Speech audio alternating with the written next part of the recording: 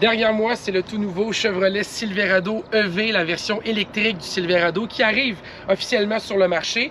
C'est la version WT qu'on a là pour Work Truck, donc c'est la version, si vous voulez, pour les travailleurs. Et au Canada, on va la proposer, cette version-là, dès maintenant. Et on peut déjà passer une commande, là, donc pour les modèles 2025 qui s'en viennent. Qu'est-ce qui est le fun aujourd'hui, c'est qu'on va l'essayer, mais on va surtout l'essayer avec un trailer à l'arrière. Parce que souvent, les gens qui veulent acheter ce genre de camion-là, c'est pour remorquer des choses, que ce soit une roulotte, que ce soit une remorque de travail. Tout est possible avec ce véhicule-là. On a quand même 10 000 livres de remorquage de fer avec cette version-là. Une batterie de 205 kW.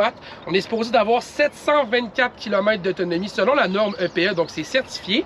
Et on va les mettre ça à l'essai, voir est-ce qu'on va perdre vraiment de l'autonomie lorsqu'on l'essaye avec le trailer. Et surtout, on va aller voir est-ce que la puissance reste bonne, parce qu'on a 510 chevaux avec ce véhicule-là, 615 livres-pieds de couple. Et on me garantit que même avec un trailer de 5000 livres, on devrait avoir beaucoup de plaisir derrière le volant. Donc, on s'en va essayer ça. On est à bord du Chevrolet Silverado EV WT. À vrai dire, c'est le 4WT qu'on a comme version aujourd'hui. C'est la version, comme je disais un petit peu plus tôt, qui propose 724 km d'autonomie. Donc, on vient tout juste de partir. On est sur la piste d'essai de GM du côté de Oshawa. Et selon le système, on a 425 km de disponible et la batterie est à 95%. La raison pour laquelle cette autonomie-là, elle est descendue, c'est parce que le véhicule est au courant que présentement, on est en train de remorquer une remorque de 5000 livres.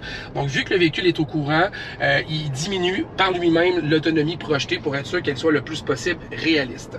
Quand on a fait les calculs tantôt aussi, ce qu'on s'est rendu compte, c'est que l'autonomie projetée semble plutôt réaliste. J'ai pu faire déjà quelques tours de la piste et ce qu'on voit, c'est que pour cette piste de 2 km là, quand à la fin, on regarde l'autonomie restante du véhicule, on voit qu'on aurait perdu seulement 2 km également. Donc, ça semble assez fiable. Bon, là maintenant, vous me direz, on est sur la piste d'essai de GM à Oshawa, les conditions sont belles aujourd'hui, mais on est quand même en train de remorquer une remorque de 5000 livres. Donc, franchement, à ce niveau-là, je trouve ça assez respectable. C'est sûr qu'il va falloir mettre ça à l'essai beaucoup plus longtemps. Il va falloir mettre le véhicule en essai un peu plus robuste pour voir si effectivement l'autonomie diminue plus ou pas. Mais pour le moment, dans les bonnes conditions, ça semble assez raisonnable. Ce qui est le fun aussi de voir, c'est que dans la version WT, on est dans une version pour le travail. Donc, à l'intérieur, on a plus de plastique. C'est plus des éléments qui sont en fait plus robustes.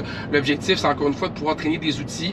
Parlant d'outils, on a accès à un coffre à l'avant du véhicule pour recharger même les outils électriques qu'on a lorsqu'on va sur une job. Et on a à l'intérieur quelques fonctions le fun pour suivre notre économie d'électricité, je devrais dire, dans ce cas-ci.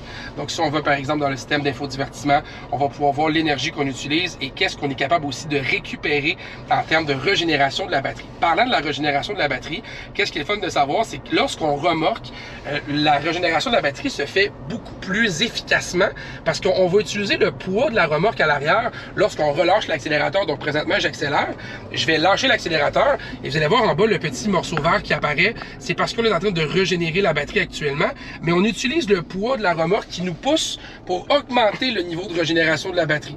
Donc on m'a vraiment confirmé que ce système-là devrait offrir encore une meilleure stabilité au niveau du kilométrage qu'on pourrait parcourir. Donc jusqu'à présent, je vous dirais que c'est assez concluant. Bien sûr, c'est un essai très préliminaire qu'on fait là, donc c'est un premier contact qu'on essaie de voir avec le véhicule. Mais au niveau du remorquage, du moins, ça semble bon. Et qu'est-ce qui est le fun aussi, c'est l'accélération. Je vais vous le montrer, vous allez voir, malgré qu'on a encore une fois une remorque à l'arrière qui nous suit, le véhicule semble assez capable de performer. Comme je disais un petit peu plus tôt, on a quand même 510 chevaux, 615 livres-pieds de couple. Et lorsque je fais une petite accélération, exemple que je ralentis ici, on va essayer de descendre un petit peu moins vite. On fait la régénération de la batterie. Et je vais voir, je vais peser sur le gaz. On va sentir le véhicule donner vraiment beaucoup plus de puissance. Puis on sent que malgré qu'on ait une remorque en arrière, on est capable d'avoir un très bon niveau de puissance à ce niveau-là. Donc il manque pas de jus là-dedans, ça c'est clair et net. Mais maintenant, il va falloir tester davantage le véhicule pour l'autonomie. Mais regardez, j'ai fait déjà 3 tours de piste de 2 km. On est parti, il restait 425 km.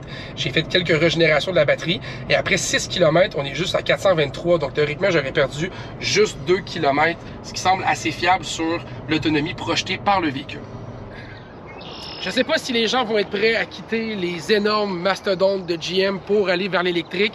Ce que je peux vous dire, c'est que pour un premier petit contact avec la version Work Truck, qui coûte 83 000 $, incluant les frais de transport et préparation, c'est plutôt convaincant.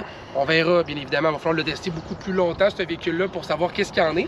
Mais franchement, avec 5000 livres à l'arrière, une conduite qui est assez surprenante au niveau de la puissance et une autonomie qui semble assez respectable, je pense que GM arrive avec quelque chose d'assez concluant.